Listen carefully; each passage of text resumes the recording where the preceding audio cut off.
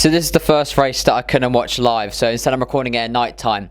Don't worry, I can still say, hi, I'm a shouty man. And the following is the entire 2020 Tuscan Grand Prix in 4 minutes.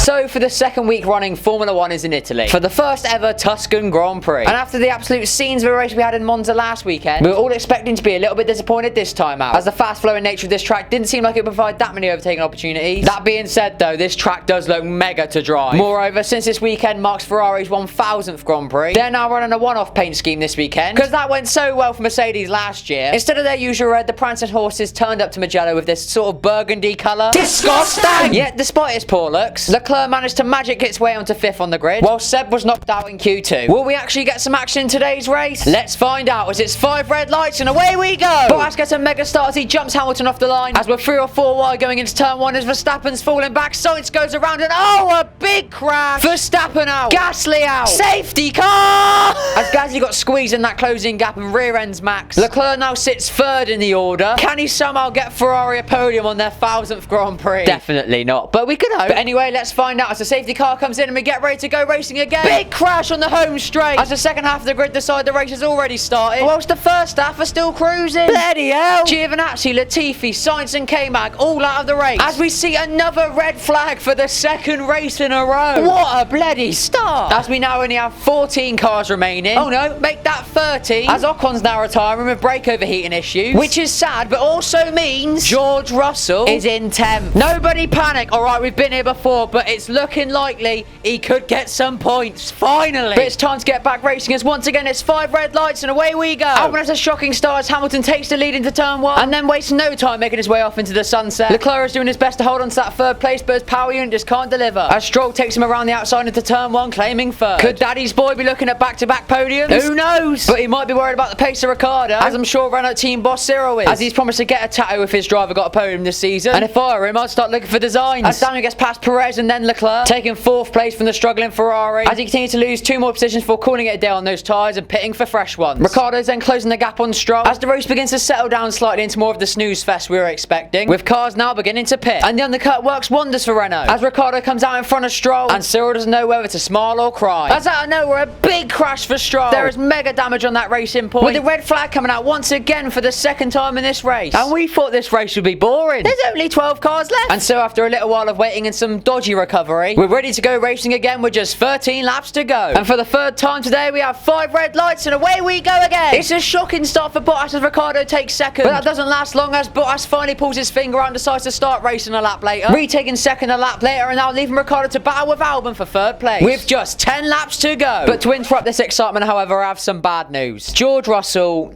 is 12th. Cheers, son's crying now, as Albon now sends it around the outside of Ricciardo into turn 1. It's gonna be close, but he's done it. He takes 3rd place off the Renault driver, putting him on track for his 1st ever Formula 1 podium, whilst George isn't going down without a fight either, taking Grosjean for 11th place. Can he do it? As Russell's now only 1 second behind Sebastian Vettel in 10th, but it's not gonna be enough, as Lewis Hamilton wins the 1st ever Tuscan Grand Prix, ahead of Bottas in 2nd and Alex Albon for his 1st ever podium in 3rd. The stands are screaming, Gasly's crying, and my parents are annoyed at me for shouting so much. Well, there you have it. A decent race in the end, full of incidents and some good racing. Let's hope for some of the same next time where we go racing in...